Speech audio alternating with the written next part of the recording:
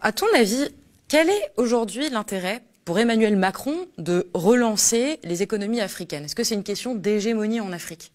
Je pense qu'il y a un intérêt clairement pour la France de ne pas laisser l'Afrique s'enfoncer dans la pauvreté. C'est plutôt une question économique qu'une question d'humanisme. La France a une grosse partie de ses multinationales qui produisent les biens primaires que sont l'énergie, les matières premières en Afrique. Donc il faut absolument que ces multinationales françaises, elles ne sont pas que françaises, mais il y a une grosse partie où elles sont françaises, aient une stabilité pour pouvoir travailler. Si demain vous avez une instabilité politique, due aux famines notamment, ces entreprises ne peuvent plus travailler. Donc il faut assurer une stabilité, on va dire, politique et économique à l'Afrique en l'aidant pour permettre à ces entreprises de pouvoir extraire des matières premières et les matières minières du sol africain. Parce que ces entreprises sont françaises. Et puis l'autre chose, c'est que la balance commerciale de la France est excédentaire envers l'Afrique. C'est-à-dire que nous exportons beaucoup de biens vers l'Afrique. Donc si l'Afrique n'a pas les moyens de nous les acheter, il y a moins d'exportation pour nos entreprises. Et s'il y a moins d'exportation, il y a moins de bénéfices. Donc le but en fait du maintien de l'Afrique dans une condition, on va dire, intermédiaire, c'est-à-dire qu'elle puisse acheter nos biens et qu'on puisse extraire ces matières premières, c'est la nécessité pour que notre économie fonctionne bien. Et c'est le but du sommet là en fait. Donc on va injecter quelques liquidités pour qu'elle aille un peu mieux et pour qu'on puisse toujours commercer dans les deux sens avec elle. Mais aucunement, ce sommet n'a pour but de sortir l'Afrique de la pauvreté et de la mettre sur la voie du développement. Parce que ni nos entreprises qui sont sur place, ni nos entreprises qui sont en France et qui exportent vers l'Afrique n'ont intérêt, in fine, à ce que l'Afrique s'en sorte mieux. Parce que si l'Afrique s'en sort mieux, il y a une partie de nos multinationales qui devront rentrer chez elles, et il y a une partie des biens qui seront produits directement en Afrique, et nos entreprises françaises n'auront pas besoin, ne pourront plus les exporter. Donc le but est toujours de maintenir l'Afrique dans une position plutôt intermédiaire, suffisante, qu'elle ne tombe pas dans le chaos, mais qu'elle ne se développe pas non plus. Et c'est un peu l'objet de ce sommet où on annule un petit peu de dette, où on donne un petit peu d'argent par-ci par-là, sans que ce soit un grand virage économique pour l'Afrique. Est-ce qu'aujourd'hui, l'Afrique, elle a besoin d'une intervention de l'Occident sur son économie? Qu'est-ce qui l'empêche, en gros, de s'en sortir seule? Alors, déjà, ce qu'il faut globalement se développer quand on est un pays pauvre dans une économie dans une économie mondiale où il y a déjà des pays développés, c'est très difficile. Surtout dans une économie mondiale où on prône à l'Organisation mondiale du commerce le libre-échange. C'est-à-dire qu'on ne peut pas vous apprendre à fabriquer des voitures si vous avez juste acheté des voitures à l'étranger. On ne peut pas vous apprendre à fabriquer, je sais pas moi, un bien produit fini quand il peut être produit ailleurs. Et donc ça met en fait tous ces pays dans une trappe à sous-développement. Ça c'est une réalité.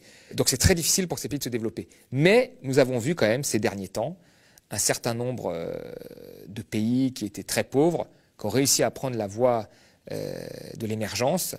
Et elle s'est toujours fait en ayant une politique plus agressive que celle qui est faite en Afrique. Le Vietnam, par exemple, avait une politique, quand c'était un pays pauvre, très agressive. Enfin, les investissements directs étrangers ne venaient pas s'installer comme ça au Vietnam. Il y avait du pétrole au Vietnam, ça a mis un temps fou de négocier l'extraction de ce pétrole parce qu'il fallait reverser une partie à la région, mais aussi une partie au nord, et ainsi de suite. Et là, en Afrique, nous avons les contrats de partage de production qui sont les plus défavorables au pays.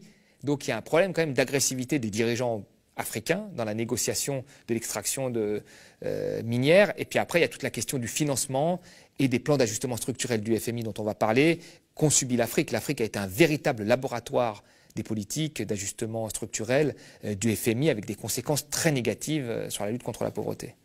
Alors justement, en parlant du FMI, un membre de la diplomatie française a déclaré que, a priori, le FMI pourrait débloquer 34 milliards de dollars en droits de tirage spéciaux.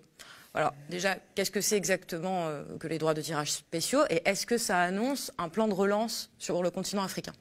Alors les droits de tirage spéciaux, c'est une monnaie du FMI qu'on met à disposition des pays, voilà, pour leur balance des paiements, alors soit pour stabiliser leur monnaie, leur politique monétaire parfois, soit pour acheter des importations. Mais il ne faut pas penser que c'est de l'argent qui est donné gratuitement. Le FMI ne donne jamais de l'argent gratuitement, il faut l'avoir en tête. Le FMI a des objectifs politiques qui est de libéraliser l'économie. Donc cet argent est donné, mais souvent il est donné en échange de réformes à effectuer. Et les réformes, on les connaît. Ce sont des réformes, privatisation, etc.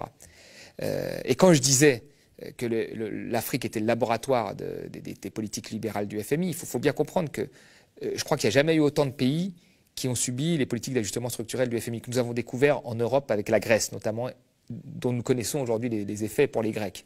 Les pays africains ont subi massivement ce type de politique. Et quand on regarde les résultats de ces politiques, on nous dit tout le temps, oui, mais ça n'a pas marché en Afrique pour des raisons autres que économiques. On nous dit c'est le climat, on nous dit c'est les guerres ethniques, on nous raconte plein de choses sur l'Afrique, mais on ne nous raconte jamais que ces politiques n'ont pas marché parce que c'est des politiques qui ne fonctionnent pas. Vous regardez en fait en Afrique, il y a eu des privatisations, le service public a reculé, les capitaux ont été libérés de tout mouvement, le marché du travail a été flexibilisé, enfin tout a été libéralisé. Et les pauvres sont devenus plus pauvres. L'Afrique, c'est le seul continent qui a vu sa pauvreté doubler ces 50 dernières années. Et c'est le continent qui a le plus appliqué les politiques d'ajustement structurel du FMI. Donc il y a vraiment une conséquence entre les deux. Donc quand le FMI prête de l'argent, il faut toujours se méfier. Et je veux dire aujourd'hui, sortir l'Afrique des politiques imposées par les bailleurs de fonds, moi je pense que c'est déjà une première étape pour que l'Afrique se développe. Je rappelle quand même quelques chiffres, c'est important.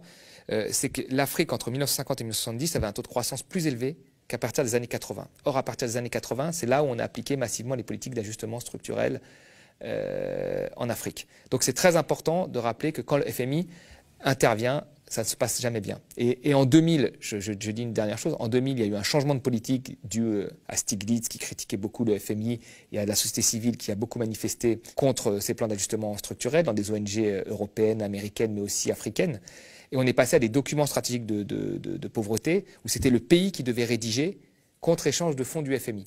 Donc on est passé d'une situation où le FMI imposait à une situation où le FMI devenait un professeur et il notait les copies. Et en fait, quand vous aviez un document où si des Africains, des dirigeants africains avaient proposé ce que moi je propose, ils auraient eu un 0 sur 20 par le FMI. Ils n'auraient pas eu les fonds. Mais s'ils proposaient ce que proposerait Macron, libéraliser, flexibiliser, etc., bah là, on leur donnait de l'argent. Et puis à l'époque, attention, quand il y a eu ces documents, tu as toutes les économistes de gauche qui ont dit que c'était génial, que l'Afrique était maître de son développement, etc., ce qui était complètement faux. Mais chaque fois que le FMI donne de l'argent, il y a toujours un risque derrière parce qu'il y a des réformes qui sont imposées, jamais de l'argent gratuit. Et cet argent du FMI, il va passer par les pays africains, et c'est pour acheter des importations, il va finir dans les comptes des entreprises européennes. C'est tout. C'est un petit tour de passe-passe. Alors, je voulais aussi revenir sur une déclaration de Bruno Le Maire, dont on regarde un petit extrait tout de suite. Ce qui sauvera l'économie africaine, j'en suis convaincu, c'est l'entrepreneuriat africain, c'est les PME africaines, c'est l'esprit d'entreprise qui anime beaucoup de jeunes dans les États africains. Et moi, je dois dire mon admiration pour tous ces jeunes entrepreneurs que je rencontre, toutes ces femmes entrepreneurs que je rencontre, parce qu'elles ont beaucoup de difficultés à lever les financements nécessaires. C'est cet esprit d'initiative et d'entreprise que nous voulons soutenir. Alors, pour Bruno Le Maire, les économies africaines sont un atout majeur et la jeunesse est habitée par l'envie d'entreprendre. Est-ce que le mythe de la Startup Nation, le mythe du business angel, est-ce que c'est vraiment ce qui habite l'Afrique? Et ces propos, est-ce qu'ils illustrent une vraie réalité? Là, on est toujours dans le même mythe, le mythe de l'esprit d'entreprise. En fait, si les Africains ne réussissent pas, c'est parce qu'ils n'ont pas l'esprit d'entreprise. Alors que nous, on l'a beaucoup en France et en Europe. C'est un peu ça. Alors ça montre une vraie méconnaissance, moi je trouve, des problèmes de l'Afrique et de l'Afrique en général. Alors, il a raison quand il dit qu'il y a beaucoup d'entrepreneurs en Afrique, mais il n'y a que ça. Tout le monde est entrepreneur de soi-même, c'est des entrepreneurs de survie. Vous avez des pays où 70% de la population vivent en auto-entrepreneur quasiment. C'est-à-dire que c'est des petits entrepreneurs de la vie quotidienne. Vous savez, quand vous avez des défaillances des institutions, des défaillances de marché, vous les comblez avec une forme d'entrepreneuriat privé de survie. C'est-à-dire que vous allez dans une administration, vous faites 3 heures de queue. Ben, vous avez des gens qui sont des gens qui se font payer pour faire la queue à votre place. C'est leur métier. Ils ont monté cette entreprise, ils disent tiens, il y a un problème, une défaillance, on attend 3 heures pour faire la queue. Moi, je vais créer mon entreprise, je fais la queue à ta place, tu me donnes de l'argent. Donc tu fais la queue, l'autre il va au café, voilà. Vous avez des gens qui sont en même temps fonctionnaires, mais comme l'État a des retards de paiement parfois, ben, ils montent leur petite entreprise pour faire du café devant le fond. Enfin, tous, ce sont des auto-entrepreneurs. Vous avez tous les métiers possibles, inimaginables qui ont été inventés en Afrique. Donc les gens, ce sont des entrepreneurs nés, beaucoup plus qu'en France. Ça, il faut dire la vérité. Le Bénin, par exemple, 70%, ce sont des auto-entrepreneurs. En France, les auto-entrepreneurs, c'est 5-6% à peine. Je veux dire, 50% de la population française, elle bosse dans des grandes entreprises intermédiaires de plus de 250 salariés. Donc l'Afrique, elle n'a pas besoin d'entrepreneurs. Elle en a déjà plein. elle a besoin surtout d'industrie. C'est hyper paternaliste en plus de qualifier ces personnes qui survivent en tentant de pallier les défaillances du système de business angel ou d'auto-entrepreneur ou quoi que ce soit. Enfin, c'est différent d'un auto-entrepreneur français. Bah, bien sûr, là, il y a un mythe du super-héros entrepreneur qui pourrait réussir seul. Mais quand vous regardez en Afrique, même quand vous regardez les plus grands chefs d'entreprise africains, c'est des gens qui sont extrêmement innovants, qui ont inventé des choses. Mais souvent, l'accès au financement, les banques n'ont jamais voulu leur prêter d'argent ou à des taux mirobolants. Donc c'est souvent des entreprises étrangères, par exemple comme Total, hein, qui sont obligées d'investir dans des provisions d'investissement diversifiées, c'est obligatoire, et qui vont prendre le capital d'un start-upper, on va dire, ou d'un grand entrepreneur africain, et lui permettre d'avoir des fonds, et lui, il va s'enrichir. Mais voilà.